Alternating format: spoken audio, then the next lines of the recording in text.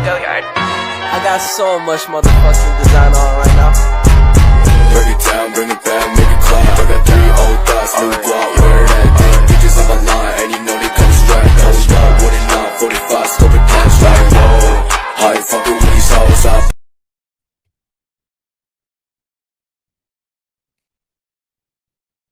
Assalamualaikum warahmatullahi wabarakatuh.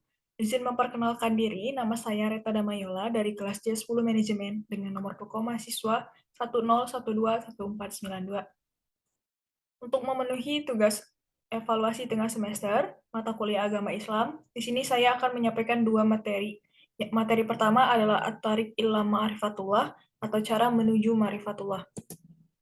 Pengertian At-Thariq Ma'rifatullah, awal dari beragama adalah mengenal Allah. Mengenal itu berbeda dengan mengetahui. Kalau mengetahui itu cukup sekedar tahu bahwa Tuhan itu ada, dan namanya adalah Allah. Tauhid seperti itu, ilmu tauhid hanya untuk tahu Allah itu ada, dan dia itu esa. Cukup hanya segitu. Lebih dari itu berarti sekedar menambah-nambah apa saja sifat yang kira-kira cocok untuk Tuhan.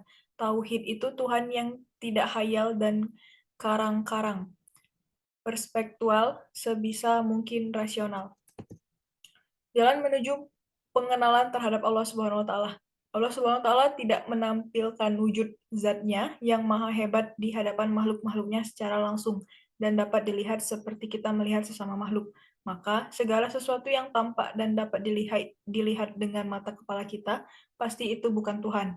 Allah menganjurkan kepada manusia untuk mengikuti Nabi Shallallahu Alaihi Wasallam supaya berpikir tentang makhluk-makhluk Allah.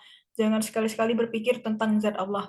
Makhluk-makhluk yang menjadi tanda kebesaran dan keagungan Allah inilah yang disarankan di dalam banyak ayat Al-Quran, agar menjadi bahan berpikir tentang kebesaran Allah. Ayat Qauliyah,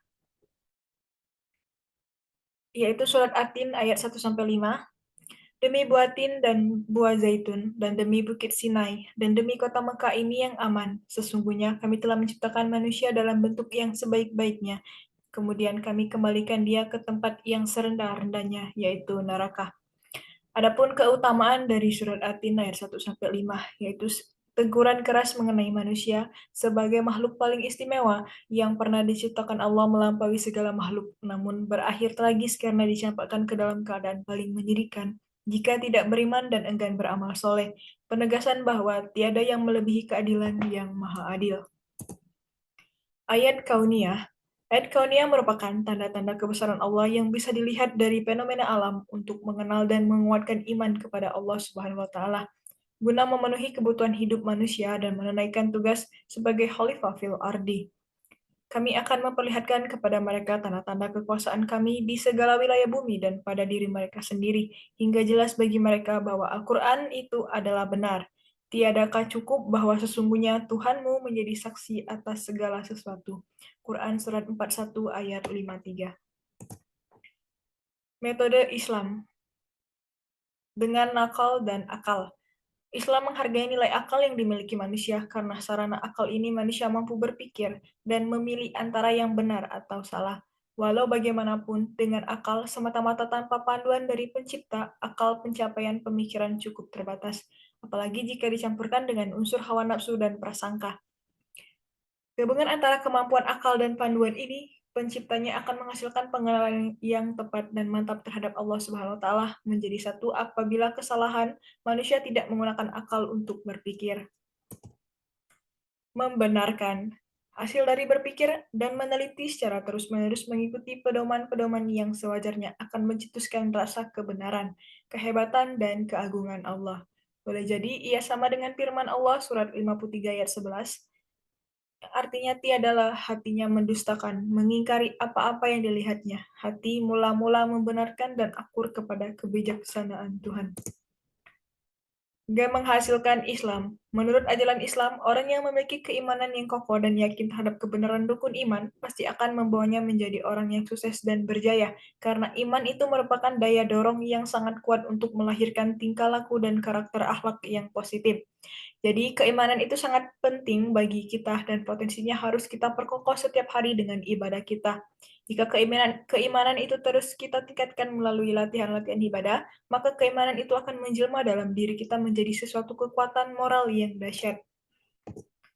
Metode selain Islam. Satu itu dugaan dan hawa nafsu. Dua unsur utama dalam metode mengenal Tuhan yang tidak berlandaskan disiplin yang sebenarnya adalah sangka-sangka dan juga hawa nafsu. Campur tangan dua unsur ini sangat tidak mungkin untuk mencapai sasaran yang tepat dan sahih. Yang berakibat kufur. Kufur secara bahasa berarti menutupi, sedangkan menurut syara kufur adalah tidak beriman kepada Allah dan Rasulnya, baik dengan mendustakannya atau tidak mendustakannya. Tanda-tanda kufur nikmat yang pertama itu mengingkari rezeki dari Allah, yang kedua suka sekali mengeluh atas nikmat Allah Subhanahu wa taala, yang ketiga menggunakan nikmatnya untuk melakukan perbuatan yang dapat menjauh dari Allah. Akibat dari kufur nikmat yang pertama itu al-fisku, kefasikan. Fasik adalah orang yang senantiasa melanggar perintah dan larangan Allah, bergelimang dengan kemaksiatan serta senantiasa berbuat kerusakan di bumi. Mereka hanya memikirkan kehidupan dunia saja, tidak memikirkan kehidupan di akhirat nanti. Mereka disibukkan oleh harta-harta dan anak cucu mereka serta segala yang berhubungan dengan kesenangan duniawi.